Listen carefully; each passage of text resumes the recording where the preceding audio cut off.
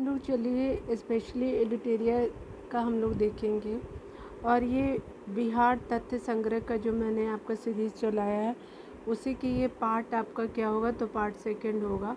ठीक है, ऑलरेडी मैंने एक वीडियो बनाया है आपका जो है बिहार का सामान्य परिचय, उसमें दिया हुआ है, तो आप देख लीजिएगा। जो भी इम्पोर्टेंट जैसे परिमंडल हो गया, अब प्रमंडल हो गए, उसके अलावा अनुमंडल, जितने भी इम्पोर्टेंट इवेंट है, उत्तर से दक्षिण की लंबाई, पूर्व से पश्चिम की लंबाई, उसके अलावा जो है आप जितने भी डिस्टेंस कवर किए गए हैं, या फिर बिहार के ज़िले कितने हैं, प्रमंडल कितने हैं, या फिर जो भी आपको ओवरव्यू या जानना चाहिए बिहार से रिलेटेड, तो आपका बेसिक उसमें आपको नॉलेज मिल जाएगा। ठीक है ना, तो आपका लंबाई चौड़ाई भी दिया हुआ है और भी बहुत सारे इम्पॉर्टेंट उसमें पॉइंट हैं, तो आप प्लीज़ उसको कवर कर सकते हैं। उसके बाद आप इस वीडियो को ज़रूर देख लीजिएगा। चलिए यहाँ पे देखते हैं सामान्य परिचय जो आपका पार्ट सेकंड होगा। इसमें आपका स्पेशली जानते हैं क्या है, इसमें आपका जो एंशिएंट हिस्ट्री यानी प्राचीन बिहार के बारे में आपको जानने के लिए मिलेगा। ठीक है ना, ऑलरेडी हमने बहुत सारे बनाए हैं, हमने इम्तियाज़ अहमद जी का भी बनाया है, तो आप उसको देख सकते हैं।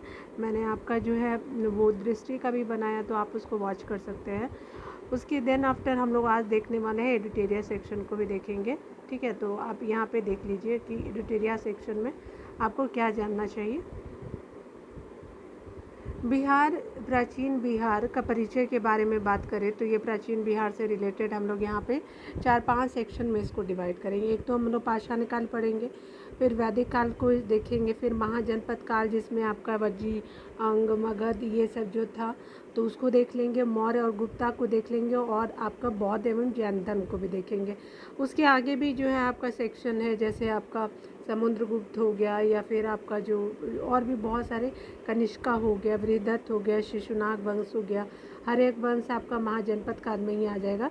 ठीक है, तो चलिए हम लोग यहाँ पे इम्पोर्टेंट पॉइंट को देख लेंगे, और ये आपको जो है वो डिटेल से कवर करने में बहुत मदद करेगा बिहार से रिलेटेड, अगर आप बीपीएससी या फिर बिहार टीचर का एग्ज़ाम देने जा रहे हैं तो उसके लिए भी। ठीक है ना, यहाँ पे बताया जा रहा है क्या कि प्राचीन बिहार के जो इतिहास के स्रोत है उसमें से जानने के लिए हमको प्राचीन बिहार के इतिहास को जानने के लिए 2 प्रकार के स्रोतों का जो है आपका उपयोग किया गया। एक तो आपको पुरातात्विक हो गया और एक साहित्यिक जो किताबें वगैरह होती हैं उससे। चलिए यहाँ पे देख लेते हैं पुरातात्विक स्रोतों की अगर मैं बात करूँ तो यहाँ पे आपका दिया हुआ है कि पूर्व ऐतिहासिक युग के लिए जो है आपका मुंगेर, चिरांद यानी सारण, उसके अलावा चेचे जिसको वैशाली बोला जाता है अभी प्रेजेंट में, मनेर यानी पटना वाला एरिया, उसके अलावा सोनपुर यानी सारण वाला जो गया से आपका ताम्र प्रस्तर वस्तुएं और मेदबांड मिले हैं, यानी ताम्र प्रस्तर वस्तुएं तो मिले ही हैं, उसके अलावा आपको मेदबांड भी देखने को मिलेंगे वहाँ पे। ठीक है ना, चलिए इन सब जगहों पे जिसको मैंने हाईलाइट भी किया है और ऑलरेडी ब्लू से आपका एडिटोरियल के द्वारा किया भी गया है, तो आप उसको देख सकते हैं। यहाँ पे बताया जा रहा है कि मौर्यकालीन अभिलेखों की अगर मैं बात करूँ तो लौलिया नंदनगढ़ हो गया, लौरिया अरेराज हो गया, रामपुरवा आदि स्थानों से प्राप्त हुए हैं। ठीक है, मौर्यकालीन अगर बात करें पाटलिपुत्रा से नहीं प्राप्त हुआ है, ये ध्यान रखिएगा। आपका आगे बताया जा रहा है कि बराबर की गुफाएं की बात करें तो ये आपका राजगीर, उसके अलावा आपका नालंदा, पाटलिपुत्र और बराबर की गुफाएं आपका विक्रमशिला से प्राप्त स्मारक है। ठीक है, बहुत सारी चीज़ें आप देख सकते हैं। खुदाई से प्राप्त जो सिक्के हैं आपको देखे गए हैं, मनके हो गए, खुदाई से प्राप्त सिक्के हो गए, मनके और मूर्तियाँ आदि जो है पुरातात्विक स्रोत हो गए। ठीक है, उसके अलावा ये हमने बराबर की पहाड़ियों का तो पॉइंट देख ही लिया, ये हमारे क्या है, तो ये पुरातात्विक स्रोतों में ये सब कवर किया जाएगा। ठीक है ना, क्योंकि देखिए बीपीएससी का पैटर्न बदल रहा है तो कुछ भी आ सकता है। साहित्यिक स्रोतों में देखिए तो यहाँ पे बताया जा रहा है क्या कि अगर हम बात करें रामायण की, महाभारत, पुराण, बौद्ध रचनाएं, अंगुत्तर निकाय, दीर्घ निकाय, विनय पिटक और जैन रचनाएं जो है आपका भगवती सूत्र आदि प्रमुख साहित्यिक स्रोत हैं। इसके अतिरिक्त हम लोग यात्रियों के बारे में अगर जानने का कोशिश करें तो आपका मेगास्थनी की इंडिका हो जाएगी, फाइयान का हो जाएगा, उसके अलावा एसिंग होगा और हेनसांग के यात्रा वृत्तांत हो जाएंगे। आगे बताया जा रहा है क्या कि कौटिल्य के आपका अर्थशास्त्र और आपका जो स्थानीय लेखकों के विवरण से आपके प्राचीन बिहार के इतिहास के बारे में विस्तृत जानकारी मिलती है। ठीक है, चलिए यहाँ पे आगे देखते हैं हम हमारा क्या कहा जा रहा है कि यहाँ पे बताया जा रहा है कि पूरा पाषाण काल को देख सकते हैं। पूरा पाषाण काल में क्या होता था, तो मानव जो है इस काल में मानव आखेटक एवं आपका खाद्य संग्राहक थे, यानी भोजन वगैरह को आपको जो संग्रह करते थे। आगे बताया जा रहा है क्या कि अगर हम यहाँ पे देखेंगे कि दक्षिण बिहार की अगर बात करूँ, जिसमें आपका मुंगेर और नालंदा, यानी ये जो है आपका दक्षिण बिहार हो जाएगा, ठीक है ना। तो ये वाला जो है आपका इस तरह का, अगर बिहार का मैप आपने देखा होगा तो इस तरह का मैप बना हुआ है, बिहार से आपका गंगा रिवर गया हुआ है, तो इस तरह से है जो आप देख सकते हैं। तो चलिए यहाँ पे हम लोग देख लेते हैं। तो आपका जो है स्पेशली ये कि आपका कैमूर, रोहतास, ये वाला जो है, उसके बाद जो मुंगेर, नालंदा आता है, और से बड़े और खुरदरे पत्थर की कुल्हाड़ी मिले, चाकू मिले और खुरपी मिले, ठीक है ना। ये जो है आपका अवशेष लगभग क्या हुआ है, तो आपका 1 लाख ईस्वी पूर्व के हैं, ठीक है। चलिए मध्य पाषाण कालों को देख लेते हैं। तो मध्य पाषाण काल में बताया जा रहा है कि इस काल में मानव आखेटक, खाद्य संग्राहक एवं पशुपालक था, ठीक है। उसके अलावा जो मानव द्वारा पहला पालतू क्या था, तो पशु आपका कुत्ता को बनाया गया था, और ये हम मध्य पाषाण को आपको पढ़ रहे हैं, ठीक है। दक्षिण बिहार में अगर बात करें, मुंगेर से जो है आपका छोटे आकार के तेज धार वाले औजार आपके प्राप्त हुए। कहाँ से, तो मुंगेर में, जो आपका बिहार के दक्षिण में है, और यहाँ पे आपका तेज धार वाले छोटे आकार के औजार प्राप्त है। ये अवशेष लगभग आपका 40,000 से लेकर के 10,000 ईस्वी पूर्व के हैं, ठीक है। नवपाषाण कालों में अगर बात करें, तो नवपाषाण कालों में कहा जा रहा है क्या कि इस काल में जो मानव खाद्य उत्पादक हो गया था और मानव बस्तियों में निवास करने लगा था, ठीक है ना। उसके अलावा नवपाषाण काल की अगर देखें, तो हमारा नवपाषाण काल में ये तो आपका खाद्य उत्पादक हो गया था, यानी कि कृषि वगैरह किया जाने लगा था। उसके अलावा जो मानव घूम घूम करके पहले जीवन यापन करता था, नवपाषाण काल में आपका बस्तियाँ देखने को मिलेगा, ठीक है ना। उसके अलावा मानव काल के अवशेष जो है वो बिहार के मैदानी भागों से प्राप्त हुए हैं। नवपाषाण काल के जो अवशेष है वो आपका मैदानी भागों से देखने को मिलेगा। चिरान जो आपको सारण, चेचर यानी वैशाली, पटना यानी मनेर, सनुआर यानी रोहतास, उसके अलावा से आपका क्या मिले हैं, पत्थर भी मिले, हड्डियों के औजार भी आपको प्राप्त हुआ है। उसी तरह से कैमूर आपका दक्षिणी बिहार वाला हिस्सा, ये वाला कैमूर हो गया, जो झारखंड से टच नहीं होता है। कैमूर रोहतास से शुरू होता है, ठीक है। तो ये याद रखिएगा, हमने कल भी देखा, 2 दिन पहले वीडियो में देखा था इसी में, ठीक है। तो आपका क्या है, तो कैमूर की पहाड़ियाँ हो गई, नमादा हो गया, और जमुई से गुफा चित्र प्राप्त हुए हैं, ठीक है। तो ये हमने चीज़ों को देखा कि नमादा से, जमुई से जब आप बंगाल आएंगे तो जमुई, उसके अलावा जो है आप यहाँ पे कैमूर की पहाड़ियाँ, ये सब आप देखेंगे, गुफा चित्र प्राप्त होते हैं। ये अवशेष लगभग 2500 ईस्वी पूर्व के हैं। ये अवशेष कहाँ है, तो 2500 ईस्वी पूर्व के हैं, और ये कहाँ के हैं, तो मैं नवपाषाण आपको पढ़ा रही हूँ, ठीक है ना। तो यूँ मतलब आप समझ सकते हो। देखिए एक चीज़ मैं आपको बोलूँगी, अगर आपको कोई चीज़ मेरी पसंद ना आए तो प्लीज़ आप बता सकते हो, ठीक है ना।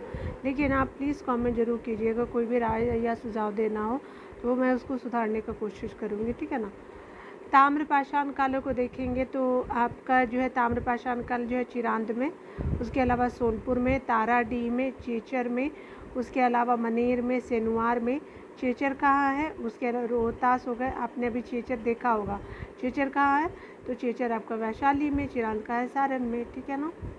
तो यहाँ पे क्या मिले हैं, तो स्पेशली आपका जो है वो सनवार यानी आपका रोहतास हो गया, ताम्रपाषाण काल के अवशेष मिले हैं। इस काल में क्या होता था, तो पत्थर के औजार के अतिरिक्त ताम उपयोग के प्रमाण भी मिलते हैं। इसकी अवशेष कब मिले हैं, तो ये आपका 1000 ईस्वी पूर्व के लगभग का अवशेष ताम्रपाषाण काल का है, ठीक है। तो और मध्यपाषाण का हमने अभी जो पढ़ा, नवपाषाण कब का है, तो आपका जो है 2500 है ईस्वी पूर्व में है। और देख सकते हैं कि मध्यपाषाण तो 40,000 से लेकर के 10,000 ईस्वी पूर्व है। उसके अलावा अगर देख लीजिए आपका जो है पूर्व पाषाण 1 लाख ईस्वी पूर्व के होगा। देख लीजिए यहाँ पे पूरा पाषाण मैंने बोला था, तो 1 लाख आपके ईस्वी पीरियड का है, ठीक है ना। तो याद रखिएगा ये सब चीज़ें। चलिए यहाँ पे देख लेते हैं हम लोग वैदिक काल को। वैदिक काल में जो आर्यों द्वारा स्थापित सभ्यता को वैदिक सभ्यता कहा जाता है, क्योंकि इसे सभ्यता का इतिहास वेदों से प्राप्त होता है। वैदिक सभ्यता को 2 भागों में बांटा गया है। एक तो आपका पूर्व वैदिक काल, जिसका टाइम पीरियड अगर देखें तो 1500 से लेकर के 1000 ईस्वी पूर्व है। उसके अलावा जो उत्तर वैदिक काल की अगर बात करें तो 600 से आपका लेकर 1000 से लेकर के 600 ईस्वी तक का माना जाता है उत्तर वैदिक काल, और आपका 1500 से 1000 का माना जाता है आपका पूर्व वैदिक काल। उसके अलावा जो पूर्व वैदिक काल की अगर बात करें तो ऋग वैदिक सभ्यता का विस्तार जो है वो आपका बिहार क्षेत्र में नहीं था, यानी पूर्व वैदिक या फिर ऋग वैदिक जिसको कहा जाता था, तो इसका जो विस्तार बिहार में नहीं होगा, यानी पहला वाला का, ठीक है ना।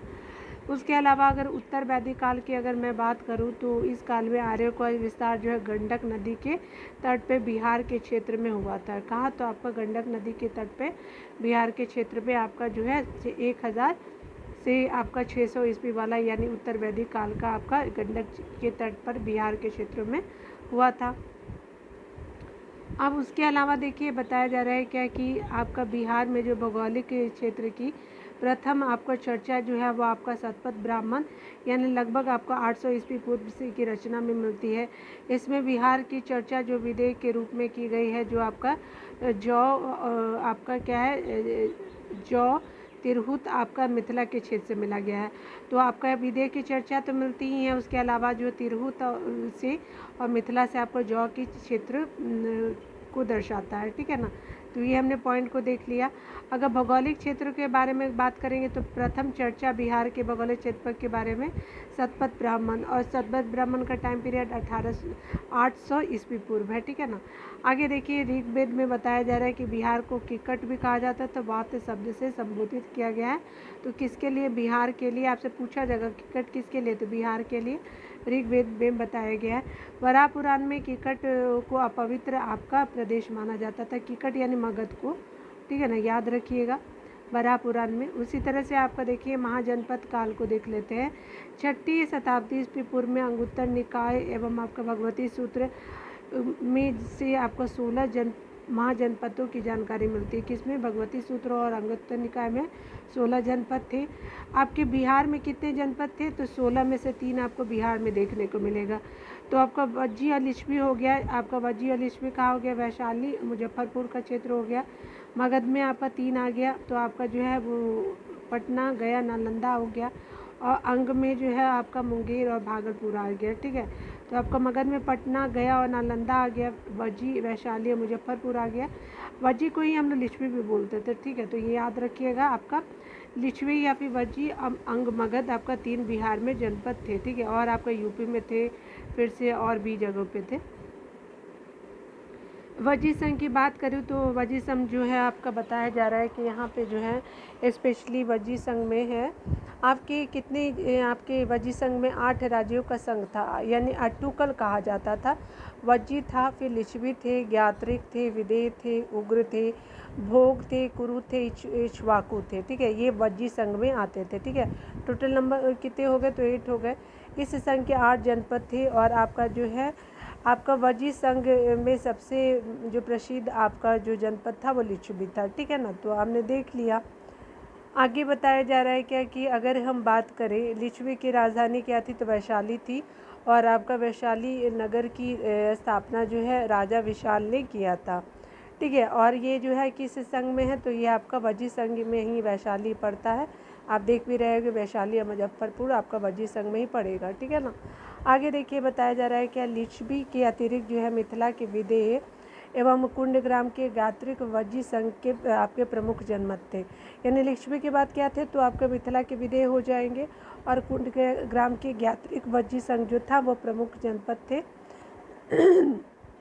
अगर मैं बात करूं वज्जी संघ यानी आपको लिच्छवी को, तो विश्व के प्रथम गणतंत्र की संज्ञा दिए जाता है आपका लिच्छवी को, ठीक है। चलिए मगध आपका जनपद को देख लेते हैं। मगध जनपद में आपका बताया जा रहा है कि मगध राजनीतिक, आर्थिक और भौगोलिक कारण से सभी जनपदों में सबसे अधिक शक्तिशाली था। मगध की राजधानी की अगर प्रारंभिक की बात करें, ये बीपीएससी ने प्रीवियस ईयर में पूछा भी है, तो गिरिव्रज था और राजगीर थी, ठीक है। यह 5 पहाड़ियों से घिरा हुआ था। कौन? तो मगध घिरा हुआ था। मगध का जो विस्तार है पटना और गया के क्षेत्रों में था। उसके अलावा जो है आपका कहाँ था, तो आप देख सकते हैं कि नालंदा भी यहाँ पे दिए हुए है ना, नालंदा, तो नालंदा भी इसके क्षेत्रों में आता था। तो मैं देखिए पीछे इसलिए रिकॉर्ड कर रही हूँ कि ताकि आपको याद होता चले, ठीक है ना। तो आपका मगध का विस्तार जो पटना से गया क्षेत्र में था, और मगध एवं आपका अंग जनपद का वर्णन जो है आपका जो सर्वप्रथम अथर्ववेद में मिलता है। तो मगध और अंग का सर्वप्रथम वर्णन जो है वो आपका अथर्ववेद में मिलता है, जिसमें जादू टूटने से रिलेटेड आपका वर्णन है। आगे देखिए, अंग से रिलेटेड अंग महाजनपद है। तो यहाँ पे क्या है, तो आपका अंग महाजनपद का विस्तार जो है भागलपुर अभी वर्तमान में मुंगेर में के क्षेत्र में है था उस समय भी। उसके अलावा अंग की अगर अंग महाजनपद की राजधानी कहाँ थी, तो चंपा थी। उसी के अलावा अंग के अतिरिक्त अंतिम शासक कौन थे, तो अंग के आपके अंतिम शासक ब्रह्मदत्त को हरा कर के मगध पे किसने आपका शासन किया, तो आपका बिंबिसार ने अंग को जीत लिया था। ठीक है, तो याद रखिएगा कि अंग को जीता था आपका बिंबिसार ने। ठीक है, आगे देखते हैं मगध का उत्कर्ष और उसके राजवंश को देख लेते हैं। मगध की स्थापना अगर किसी ने की थी तो वो बृहदत्त था। बृहदत्त का पुत्र आपका जरासंध इस वंश का सबसे प्रसिद्ध आपका क्या हुआ था, शासक हुआ था। कौन, तो बृहदत्त फादर था, जरासंध बेटा था, और जरासंध ही जो मगध का सबसे प्रसिद्ध शासक था। जरासंध को भीम ने द्वंद्व युद्ध में हराया था। एक द्वंद्व युद्ध आपने नाम सुना होगा। तो भीम ने क्या किया था कि जरासंध को हरा दिया था, कर आपको उसका वध कर दिया था। इसका वर्णन जो है महाभारत में मिलता है। ठीक है, आगे बताया जा रहा है कि मगध की अगर आरंभिक राजधानी की बात करें तो राजगीर 5 पहाड़ियों से घिरा हुआ एक सुरक्षित क्षेत्र था। मगध जो है उर्वरक नदियों की उपलब्धता, आपका उर्वरक भूमि, मगध उर्वरक भूमि, नदियों की उपलब्धता, खनिज और वन संसाधन की उपलब्धता के कारण जो आर्थिक संपन्न मगध क्षेत्र था। बृहदत्त वंश का अंतिम अगर शासक की बात करें तो रिपुंजय था। ठीक है, तो स्थापना किसने की थी, तो आपका जो है मगध की स्थापना बृहदत्त ने किया था। और बृहदत्त वंश का अंतिम शासक अगर जाना जाएगा तो रिपुंजय को जाना जाएगा। ठीक है, हर एक वंश को देख लेते हैं। तो हर एक वंश जो है आपका टाइम पीरियड जो है वो 544 से 412 ईस्वी का आपका हर एक वंश का टाइम पीरियड है। इसकी स्थापना की अगर बात करूँ तो बिंबिसार ने हर एक वंश की स्थापना की थी और 544 ईस्वी में जो है की थी। बिंबिसार को मगध का वास्तविक संस्थापक माना जाता है। बिंबिसार ने विवाह नीति द्वारा जो है साम्राज्य विस्तार को प्रश्रय दिया। इसकी पहली पत्नी जो थी वो कोशला देवी थी, जो कौशल की राजकुमारी थी, और इस विवाह से उसे दहेज में काशी प्राप्त होता है। ठीक है, उसकी दूसरी पत्नी चेलना यानी चेलहना थी, और चेलना जो थी रेशमी की आपकी जो राजा चेटक थे। ठीक है, तो आपकी चेलना जो थी आपके लिच्छवी के राजा चेटक की ये क्या थी, बहन पुत्री थी। ठीक है, बहन नहीं थी, ये पुत्री, यहाँ पे पुत्री लिखे हुए हैं। ठीक है, आई थिंक ये बहन थी उनकी। ठीक है, तो अच्छा देख लेते हैं। ठीक है, तो पुत्री थी, याद रखिएगा। उसके अलावा अगर क्षेमा जो है बात करेंगे तो आपका क्या है, उसकी जो आपका उसके अलावा जो है वो आपका बताया जा रहा है जो तीसरी पत्नी थी क्षेमा, तो ये क्या थी, तो आपका जो है पंजाब के मद्र की ये क्या थी, तो राजकुमारी थी। ठीक है ना, तो अच्छा ये प्रसेनजीत की बहन थी, मतलब चेटक राजा के एक बेटा भी था, तो प्रसेनजीत थे, तो वो चेलना उनकी बहन हो गई और ये चेटक ही राजा की पुत्री हो गई। बिल्कुल सही है ये। ठीक है, तो प्रसेनजीत की वो बहन थी, याद रखिएगा। आप अगर बीपीएससी देंगे तो उसमें बहुत सारे प्रीवियस ईयर में प्रसेनजीत की बहन के नाम से चेलना को भी जाना जाता है। ठीक है ना, तो याद रखिएगा, वो पॉइंट सही है और ये पॉइंट आपका यहाँ बिल्कुल सही है। उसकी तीसरी पत्नी क्षेमा जो थी पंजाब के मद्र की आपकी क्या थी, राजकुमारी थी। पंजाब की क्षेमा थी और मद्र की राजकुमारी कही जाती थी। और बिंबिसार ने अवंती के शासक जो चंद्रप्रगुप्त के साथ मैत्री संबंध स्थापित किया। कहाँ के, तो आपके अवंती के शासक जो थे चंद्रप्रगुप्त के साथ उनका मैत्री संबंध था। उसके अलावा आगे बताया जा रहा है कि बिंबिसार ने चंद्रप्रगुप्त के उपचार के लिए जो अपने राजवैद्य जीवक को भेजा था। तो बिंबिसार किसके दरबार में थे, तो जीवक के दरबार में थे। उसके अलावा जो है बिंबिसार की मृत्यु आपकी 492 ईस्वी में हो जाती है, ईस्वी पूर्व में हो जाती है। उसके पुत्र अजातशत्रु ने क्या कर दिया था कि वध कर दिया था, तो पुत्र अजातशत्रु ने कर दिया था। ठीक है, हत्या कर दी थी अजातशत्रु ने। ठीक है, अजातशत्रु का टाइम पीरियड अगर देखें तो 492 से लेकर के 460 ईस्वी पूर्व तक रहा है, और यह जो बिंबिसार के बाद आपका हर्यक वंश का शासक बना था। उसका अगर बात करें तो वास्तविक नाम क्या था, तो कुनिक था अजातशत्रु का। ठीक है ना, आगे बताया जा रहा है कि बिंबिसार एवं आपका कौशल देवी की पुत्री के बाद जो है वो कौशल के राजा प्रसेनजीत ने काशी वापस ले लिया। ठीक है, अब बाद में क्या होता है कि बिंबिसार और कौशल देवी की मृत्यु हो जाती है, तो कौशल के राजा प्रसेनजीत ने क्या किया कि काशी वापस ले लिया, जिस कारण से प्रसेनजीत का जो है संघर्ष अजातशत्रु से होता है। अतः जो है अजातशत्रु ने प्रसेनजीत को हराकर काशी पर अधिकार कर लिया था। ठीक है, इसी के विरुद्ध जो है वो महाशीलक अभिकंटक का जो यूज़ किया जाता है। तो ये आप देखिएगा, आप इम्तियाज़ अहमद वाला आप जब बुक डिटेल से MCQ लगाएंगे तो आप पढ़ सकते हैं। ठीक है, आगे बताया जा रहा है कि बाद में क्या होता है, अजातशत्रु का जो विवाह है वो आपका प्रसेनजीत की पुत्री वजीरा से हो गया। आगे बताया जा रहा है कि अजातशत्रु ने वजी संघ एवं मल्लों को पराजित किया था, और अजातशत्रु जो था प्रारंभ में जैन धर्म को मानता, तो बाद में क्या हो जाता है, बुद्ध हो जाता है, मतलब बौद्ध धर्म में कन्वर्ट हो जाता है। अजातशत्रु जो है उसका टाइम पीरियड 483 ईस्वी में क्या होता है कि राजगिरी की सतकर्णी गुफा में जो है वो आपका 483 ईस्वी में प्रथम बौद्ध संगति होता है। कब? 483 ईस्वी में, अजातशत्रु के टाइम में। सिंहल अनुश्रुतियों के अनुसार बताया जा रहा है कि 460 ईस्वी पूर्व में उदयन ने अपने पिता अजातशत्रु की हत्या कर दी। ठीक है, तो ये हमने देख लिया 483 ईस्वी पूर्व देख लिया। बौद्ध आपका संगीति होती है 460 में, वो मारा जाता है कौन? तो आपका अजातशत्रु उदयन के हाथों से। ठीक है, उदयन या फिर उदयन ने अपनी राजधानी पाटलिपुत्रा से राजगीर से पाटलिपुत्रा कन्वर्ट किया, मतलब चेंज किया। पहले राजगीर थी, बाद में पाटलिपुत्रा ले आया, जो आपका गंगा, सोन और गंडक के संगम पर स्थानांतरित कर दिया था पाटलिपुत्रा को। उसके अलावा जो है उदयन के 3 पुत्र थे, अनिरुद्ध, मुंडक और नागदशक। उसके अलावा जो है नागदशक जो है आपका इस वंश का अंतिम शासक होता है, जो आपका उदयन का आपका 3 पुत्र। तो याद रखिएगा, अनिरुद्ध, मुंडक और नागदशक जो है आपका हर्यक वंश का आपका लास्ट आपका रूलर रहता है। शिशुनाग वंश का टाइम पीरियड देख लीजिए, तो हर्यक वंश के बाद क्या आते हैं, तो शिशुनाग वंश आता है 412 ईस्वी में, आपका 344 इसका ईस्वी पूर्व आपका इसका टाइम पीरियड शिशुनाग वंश का रहता है। ठीक है, यहाँ पे बताया जा रहा है कि अगर बात करें शिशुनाग ने जो है हर्यक वंश की जगह आपका शिशुनाग वंश की आपकी स्थापना की। शिशुनाग जो ने आपका वैशाली को राजधानी बनाया, और शिशुनाग ने जो अवंती के राजा अवंती वर्धन को पराजित करके अवंती को मगध में मिला लिया। ठीक है, इसके अलावा जो है इसके अतिरिक्त शिशुनाग ने जो है आपका वत्स कौशाम्बी को भी मगध में मिला लिया। आगे बताया जा रहा है कि 394 ईस्वी में क्या करता है कि शिशुनाग ने आपका 394 ईस्वी पूर्व में शिशुनाग की मृत्यु के बाद कालाशोक जो है वो आपका मगध का आपका क्या बनता है, तो शासक बनता है। पुराणों में से काकवर्ण कहा जाता है, और ये आपका किस डायनेस्टी का था, शिशुनाग डायनेस्टी का था कालाशोक। ठीक है, आगे बताया जा रहा है कि कालाशोक के समय जो अगर बात करें, मगध की राजधानी पूरा जो है पाटलिपुत्रा हो गई।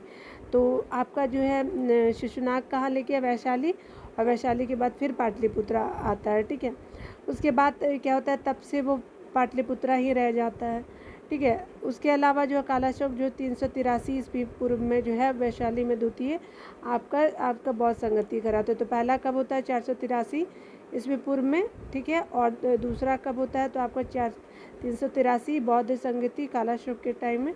और कालाशोक की मृत्यु के बाद उसके 10 पुत्रों के शासन चलाया, और शिशुनाग का जो अंतिम अगर आप देखेंगे तो आपका शिशुनाग वंश का अंतिम शासक नंदी वर्धन था। ठीक है, तो ये हमने देख लिया।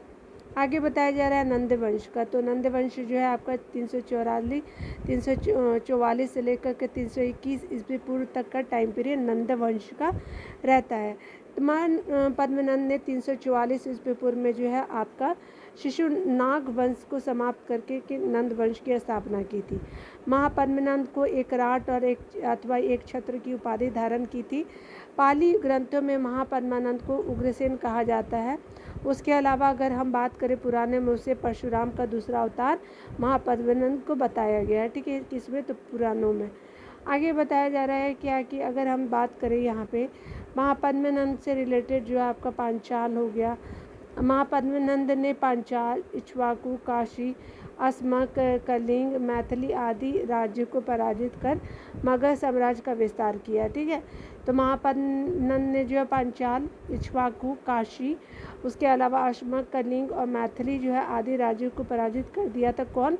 महापद्मनंद। मैं घनानंद की बात नहीं कर रही हूँ, मैं महापद्मनंद की बात कर रही हूँ। इस तरह से ये मगध साम्राज्य का विस्तार किया और अब तक जो है वो आपका क्या हो कि 321 ईस्वी पूर्व के काल में मगध का वास्तविक विस्तार जो है महापद्मनंद के समय हुआ था। आगे बताया जा रहा है कि व्याकरण के आपका जो महान विद्वान रहे पाणिनि महापद्मनंद के ही समकालीन थे। ठीक है, अगर आपका बात करें आपका जो है इस वंश का अंतिम शासक अगर बात करें तो घनानंद था। घनानंद के समय ही यूनानी शासक सिकंदर ने जो भारत पर क्या किया था? आक्रमण किया था। कब? तो 326 ईस्वी पूर्व में। आगे बताया जा रहा है क्या कि ये नंद वंश जो है वो आपका आर्थिक व सैन्य रूप से काफ़ी संपन्न था। मगध की सैन्य शक्ति के डर से जो है सिकंदर की सेना ने आपका ब्यास नदी पार करने से क्या कर दिया था? इनकार कर दिया था। पूछता भी है कि सिकंदर की सेना कौन सी नदी पार नहीं की थी, तो आपको ब्यास नदी को ही पार करने से क्या कर दिया था? तो आपका मना कर दिया था। घनानंद ने जो है आपका दरबार में घनानंद ने अपने दरबार में ब्राह्मण जो थे विद्वान ब्राह्मण चाणक्यों का अपमान किया और चाणक्य ने चंद्रगुप्त की सहायता से घनानंद को हत्या करवा दी और आपका नंद वंश के पतन के बाद आपका मौर्य चंद्रगुप्त मौर्य के नेतृत्व में मौर्य आपका वंश की स्थापना होती है। अगर बात करें हम लोग मौर्य वंश की, तो मौर्य वंश का टाइम पीरियड 321 से लेकर के 184 ईस्वी तक रहा है, पूर्व तक रहा है, यानी 321 ईस्वी से लेकर के 184 ईस्वी तक रहा है मौर्य वंश का। अगर यहाँ आप देखेंगे मौर्य वंश के बारे में तो 321 से लेकर के 298 ईस्वी पूर्व जो है आपका मौर्य वंश का आपका टाइम पीरियड है।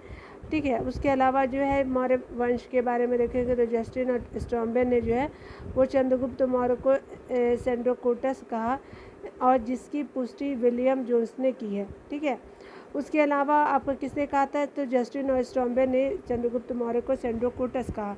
प्लूटार्क और एरियन ने क्या कहा? तो आपका चंद्रगुप्त मौर्य को एंड्रोकोटस कहा था।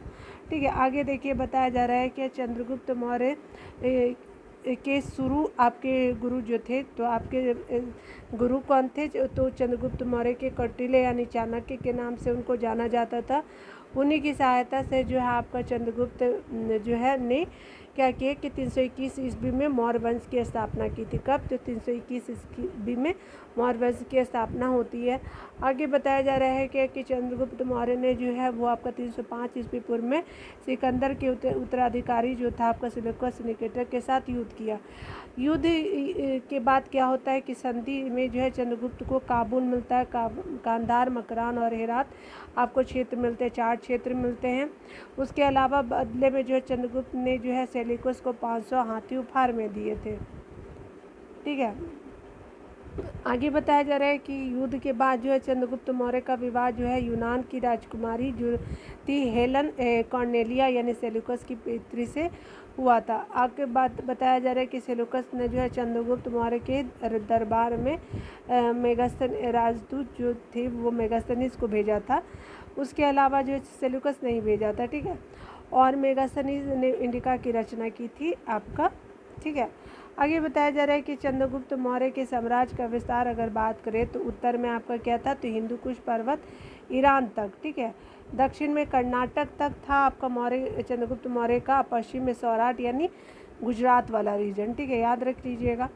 उसके अलावा जो है चंद्रगुप्त मौर्य के शासन में अंतिम दिनों में जो है मगध में 12 वर्षों का क्या होता है? भीषण अकाल पड़ा और चंद्रगुप्त मौर्य अपनी राजगद्दी त्याग कर श्रवण बेलगोला यानी कर्नाटक में चंद्रगिरी पर्वत पर तपस्या करने चला गया।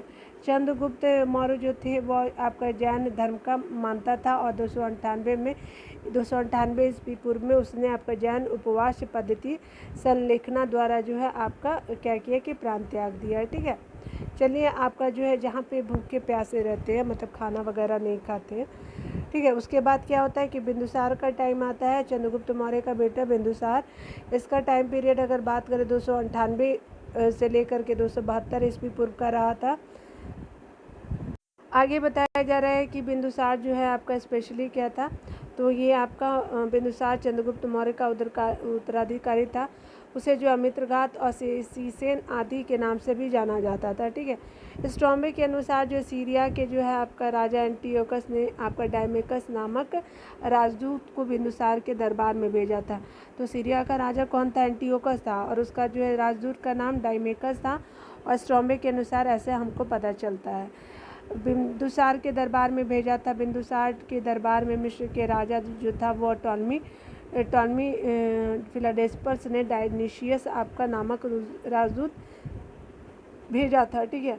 आगे बताया जा रहा है कि बिंदुसार ने जो तक्षशिला में हुए विद्रोह को दबाने के लिए अपने पुत्र अशोक को भेजा था, और बिंदुसार आजीवक संप्रदाय का क्या था? अनुयायी था। ठीक है।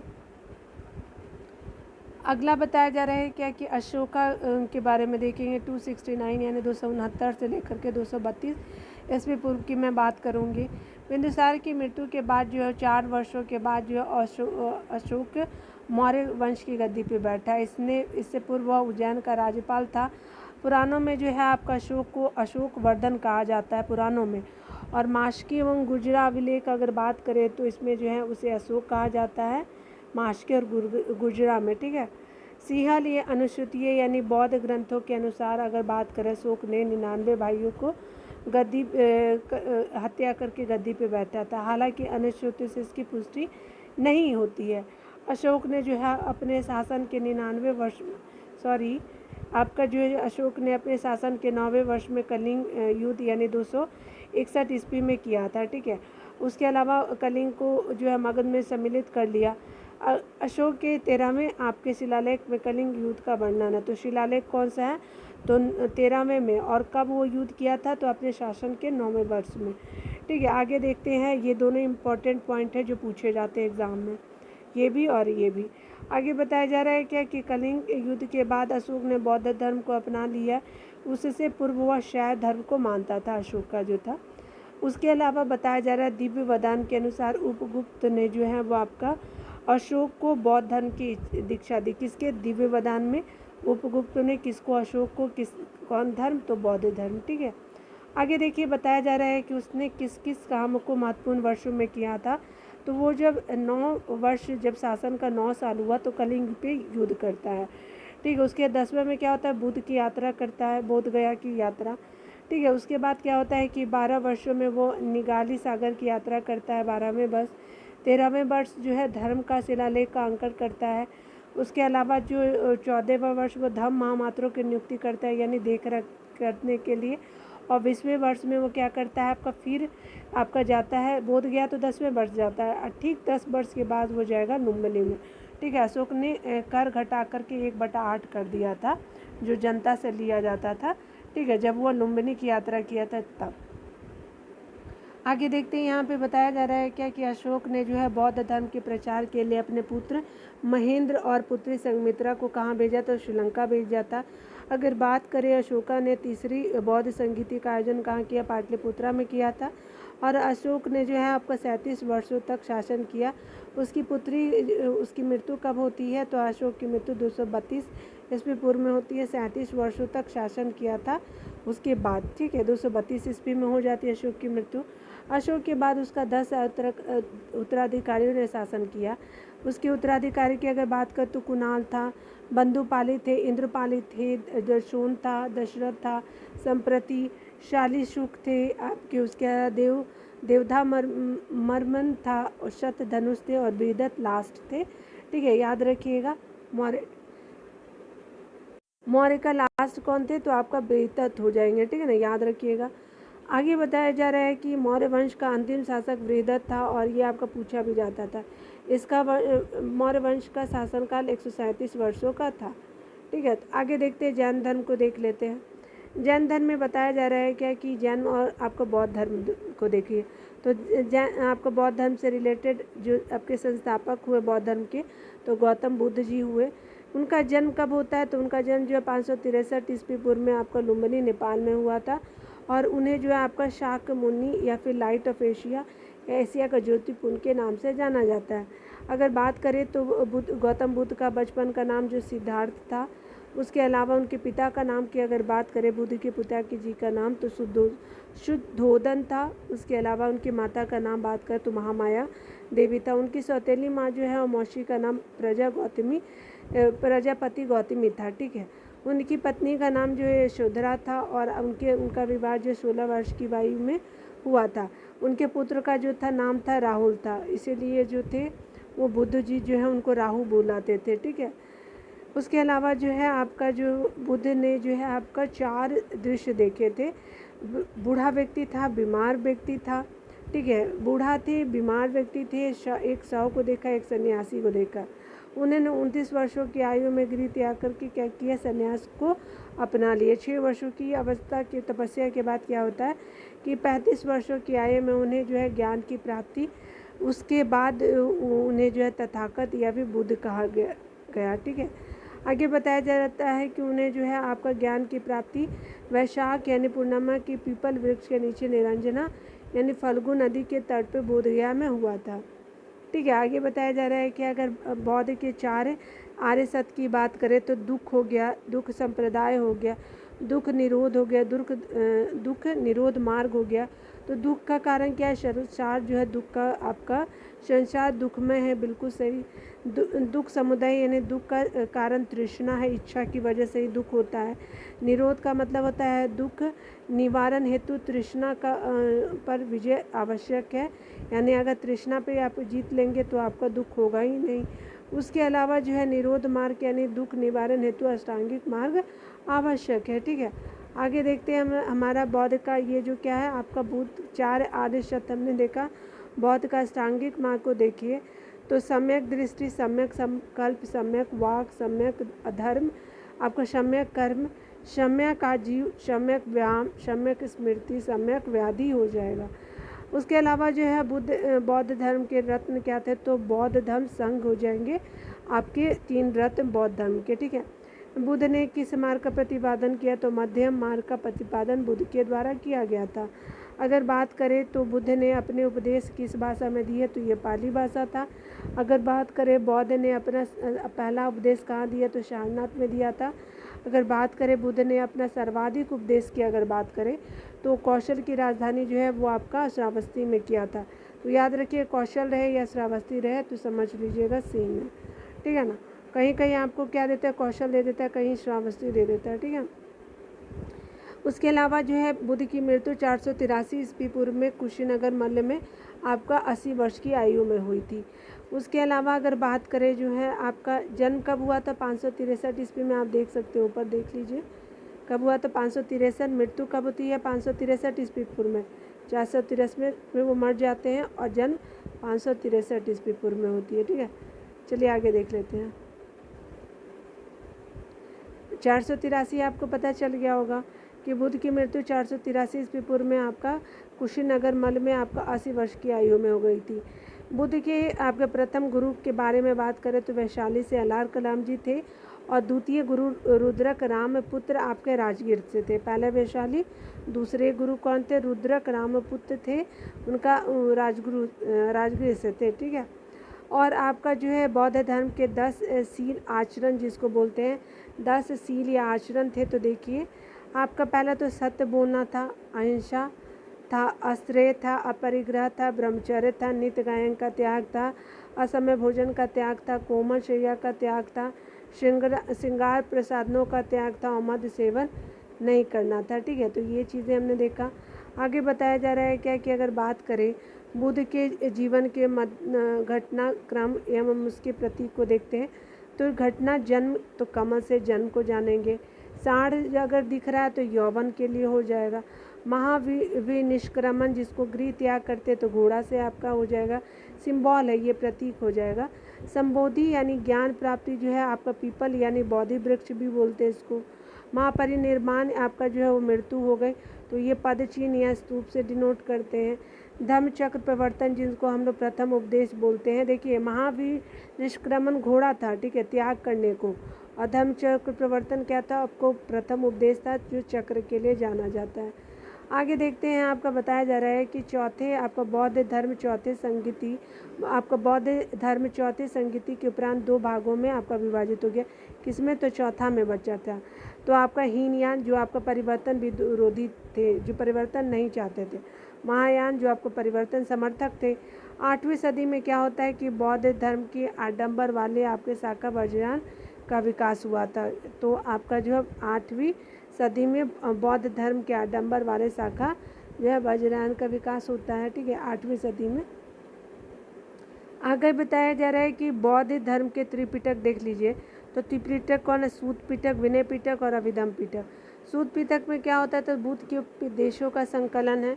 उसके अलावा इसमें बताया जा रहा है कि सबसे बृहद पिटक कि जिसका संकलन आनंद ने किया था। तो याद रखिएगा, सूत पिटक सबसे बड़ा है और इसके जो संकलन करता थे तो आनंद को जाना जाता है। ठीक है, आगे देखिए विनय पिटक को जाने। तो विनय पिटक में जो है आपका जो संघ के नियम ये उपदेश हो जाएगा और ये आपका नियम हो जाएगा। शुद्ध आपका उपदेश से संबंधित था और आपका विनय जो था संघ के नियम थे। यानी सबसे लघुत्तम आपका पिटक किसको माना जाता है? उपाली ने किया। तो पहला शुद्ध पिटक आनंद, दूसरा विनय पिटक उपाली। ठीक है, उसके अलावा अभिधम पिटक जो है आपका दार्शनिक विचारों का संकलन है। ठीक है, तो आप याद रखिएगा उपदेश, उसके बाद नियम, फिर दार्शनिक हो जाएगा। इस पिटक का जो अगर बात करें तो मोगलीपुत्र तुष ने किया था। आनंद, उपाली और तिश, उसके अलावा उपदेश, आपका नियम और दार्शनिक हो जाएगा। ठीक है, तो क्या हो जाएगा? उपदेश, नियम, दार्शनिक हो जाएगा।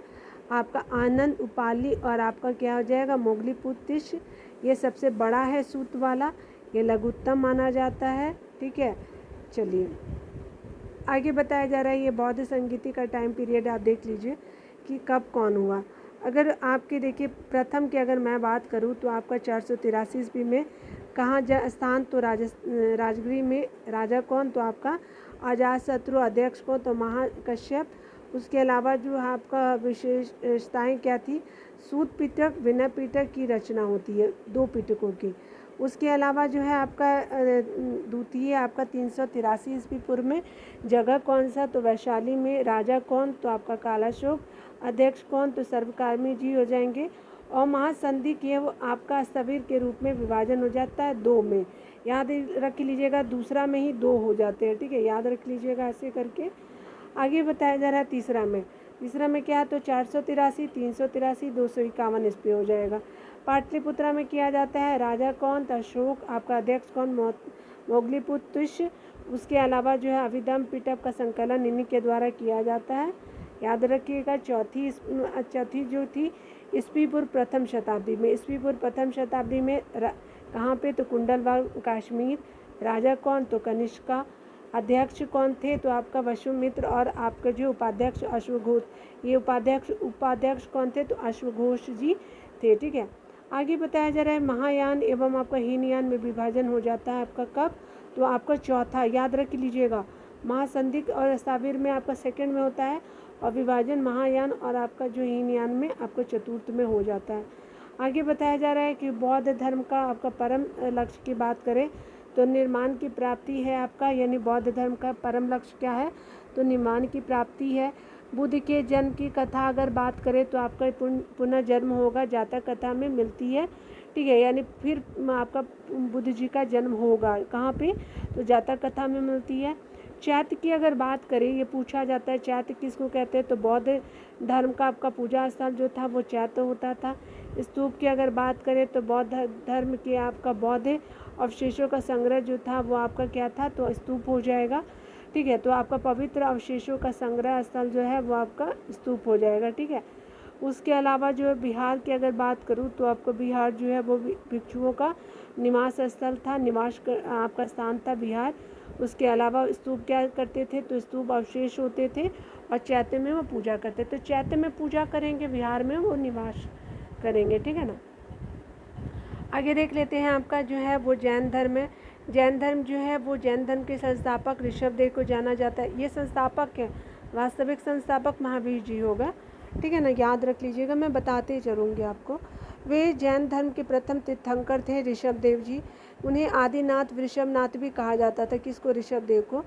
जैन धर्म में कुल कितने तीर्थंकर हुए? तो 24 तीर्थंकर हुए और अगर हम बात करें तो 23वें तीर्थंकर कौन थे, तो पार्श्वनाथ जी थे। और इनका जन्म जो है काशी में हुआ था। उनके पिता कौन थे, तो अश्वसेन काशी के राजा थे। उन्हें ज्ञान की प्राप्ति जो है सम्मेद शिखर पे हुआ था। सम्मेद शिखर कहाँ है, ये आपका ये झारखंड वाला है, ठीक है, याद रखिएगा। उन्होंने जो है 4 महाव्रत की आपकी जो है वो शिक्षा दी थी, ठीक है। आपका कौन सा था, तो आपका सत्य था, अहिंसा था, आश्रय है, अपरिग्रह है, ठीक है। और ब्रह्मचर्य को महावीर स्वामी जी ऐड करेंगे। 4 तो हमारे पार्श्वनाथ जी ने दिया था। चलिए यहाँ देख लेते हैं महावीर जी के बारे में। महावीर स्वामी जी जो हुए हमारे 24वें तीर्थंकर है। और जो महावीर स्वामी जी है जैन धर्म का वास्तविक संस्थापक माना जाता है। संस्थापक आपका ऋषभदेव हो जाएंगे, वास्तविक संस्थापक महावीर स्वामी जी हो जाएंगे। तो उनका जन्म जो 540 ईस्वी पूर्व में हुआ था। और ये जो है कुछ जगह 499 ईस्वी पूर्व भी आपको देखने को मिलेगा, ठीक है। 540 ईस्वी में पूर्व में हुआ था आपका जन्म महावीर जी का। और इनका जो है कुंडग्राम वैशाली में हुआ जन्म। उनके पिता का नाम क्या था, सिद्धार्थ, ज्ञात्रिक कुल के थे। कुल कौन सा, तो ज्ञात्रिक। और आपका सिद्धार्थ पिता का नाम था। महावीर जी के पिता का नाम सिद्धार्थ था। उनकी माता का नाम अगर बात करते तो तिशला थी। और ये लिच्छवी गणराज की राजकुमारी थी तिशला जो थी। उसके अलावा उनकी पत्नी का नाम यशोदा था। पुत्री एक होती है तो आपका प्रियदर्शनी, अनुनजा भी उन्हीं का नाम था, तो आपकी महावीर जी की पुत्री का नाम था। आगे बताया जा रहा है उनके जामात यानी दामाद का नाम जो जमाली या फिर जामाली या जमाली था, ठीक है। उन्होंने 30 वर्ष की आयु में गृह त्याग दिया। 12 वर्षों के कठोर तप के बाद जो 42 वर्षों की आयु में उन्हें कैवल्य यानी ग्राम की प्राप्ति हुई, ज्ञान की प्राप्ति हुई। कब, 12 वर्ष के बाद, यानी वो 42 वर्ष की एज में, ठीक है। उसके अलावा जो है आपका आपका ज्ञान की प्राप्ति होती है जंबिका ग्राम था। और आपके त्रिजुपालिका नदी का नाम था, ठीक है। तो जंबिका ग्राम हो जाएगा। और जो है कैवल्य किसको बोलते हैं, ज्ञान को कैवल्य बोलते हैं। और आपका जंबिका गांव था। और आपका त्रिजुपालिका नदी के तट पे शाल वृक्ष के नीचे हुआ था, ठीक है। जैन धर्म के त्रिरत्न जो है सम्यक दर्शन, सम्यक ज्ञान, सम्यक आचरण हो जाएगा। अगर बात करें जैन धर्म के द्वारा 5 महाव्रत दिया जाता है।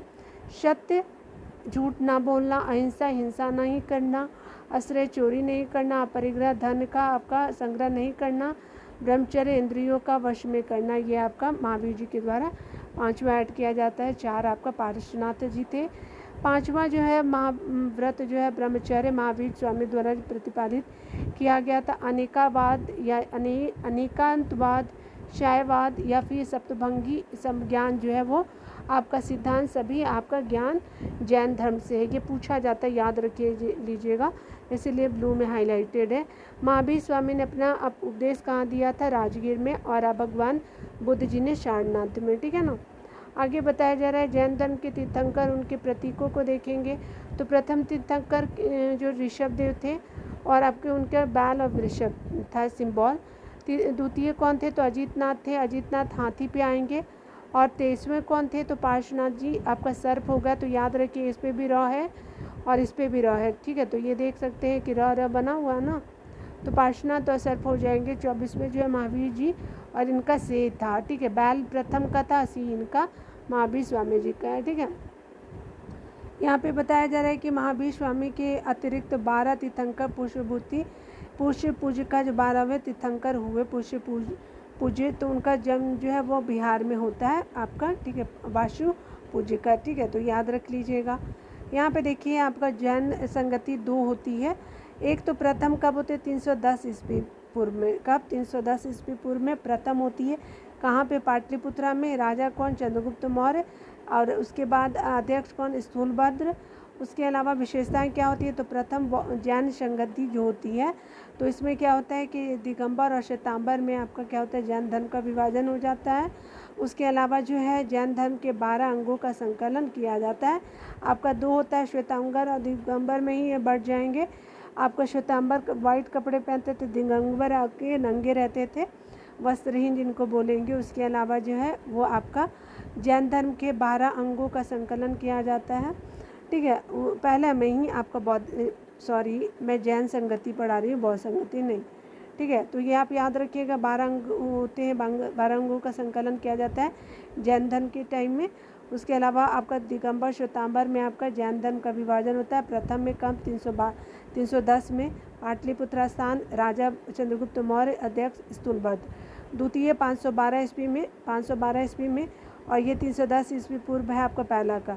512 में जो है द्वितीय जगह कौन, बल्लभी गुजरात, शासक का पता नहीं है। उसके अलावा जो है आपका अध्यक्ष देवर्षि शर्मा श्रवण हो जाएगा। और आपका जैन धर्म दूसरा में का अंतिम संकलन किया जाता है।